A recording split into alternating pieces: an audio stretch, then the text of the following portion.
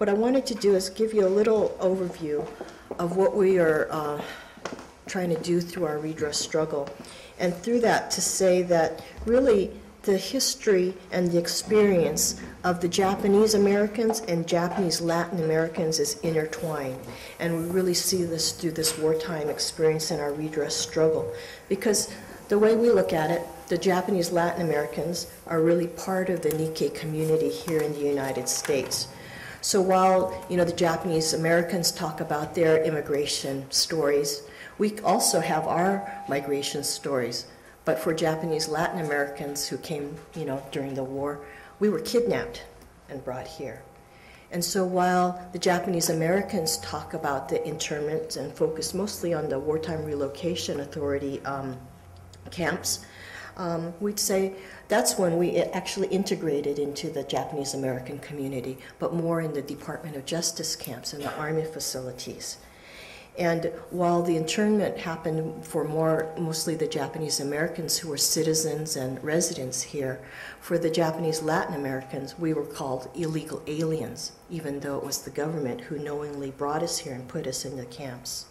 But for both us Japanese Americans and Japanese Latin Americans, we also experienced the hostage exchange during the war when the United States wanted to find bodies, Japanese American ancestry, to exchange for U.S. citizens that were caught in the Far East war zones. And then we also share a history of during the resettlement after the camps were opened up. And though most of the Japanese Latin Americans were forcibly deported and dumped off in war-devastated Japan, there were hundreds of us who were able to remain in the United States to fight that deportation. And for the most part, we integrated into the Japanese American community as well as some of the other Latino communities. And we also share a history in terms of the struggle for empowerment to demand our rights under the Constitution and international law. And that got crystallized in the redress movement of the 80s and 90s. But for Japanese Latin Americans, then, we'd say we've been part of the redress movement right from the beginning. We participated in the commission hearings in the 1981-82, and we were part of the report of that commission called Personal Justice Denied, even though we were put in the appendix. But at least that was the first official government acknowledgement that this kind of rendition program existed. And both Japanese Americans and Japanese Latin Americans celebrated the passage of the Civil Liberties Act because it was such a historic achievement. But for us, Japanese Latin Americans, what became clear was that act had restrictions. It had exclusions.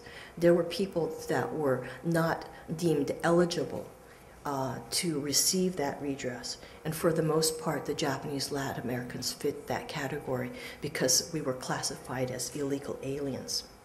So then when we look at the actual implementation of the Civil Liberties Act, we find that though it was a historic achievement, it had a negative impact on all the categories of people who were excluded from redress, that were denied redress.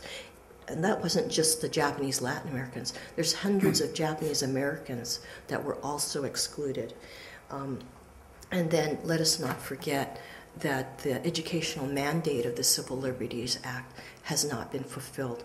Our community and the nation was promised $50 million of education so that our country and its people and its lawmakers would really learn from the experience of what happened during the wartime and the mistakes so that it wouldn't be repeated.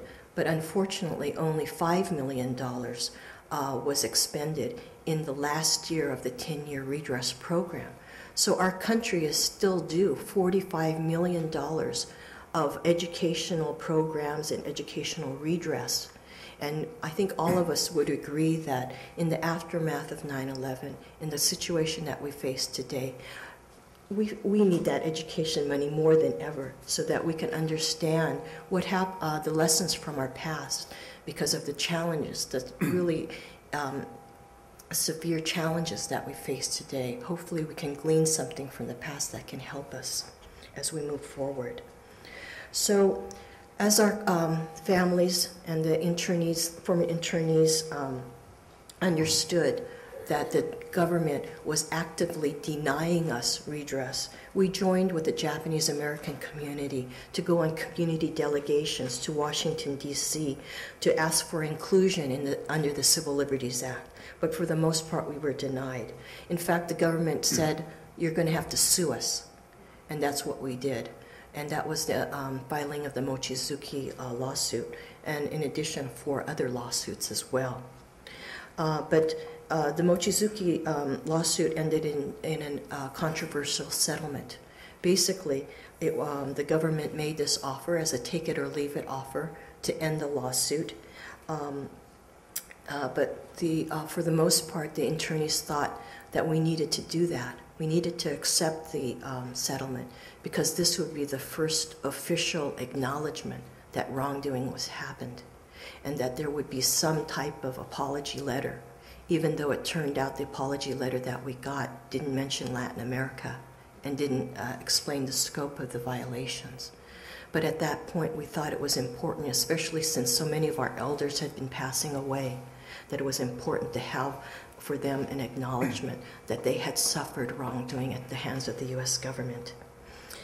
And let us not forget that the U.S. government then offered us, in response to the gross human rights violations that took place, the amount of $5,000 as being adequate compensation. But I think in that settlement agreement, there was recognition, while that would stop the legal struggle in the courts, that we could still go to the Congress to petition for a fair settlement, a fair resolution to what the Japanese Latin Americans went through. And so we were very lucky, I think, to have from this area Representative Javier Becerra step forward as our champion. And here a Latino step forward and has been really one of our staunchest allies in that. And he introduced the Wartime Parity and Justice Act. And that wasn't just for Japanese Latin Americans. That was a comprehensive act to also try to remedy the injustice that the Japanese Americans who didn't get their redress, to help them, as well as to really regain the educational monies. But unfortunately, that act languished in Congress for many years. And so then Senator Inoue from Hawaii suggested, well, maybe we need another commission to really study the situation and from there make some recommendations. And he proposed the Japanese Latin Americans Commission Study Act, and that's now presently pending. So that gives you kind of an overview of our relationship to the redress struggle and some of our efforts. But I think maybe you would want to know more from the people who have been actually actively involved in that.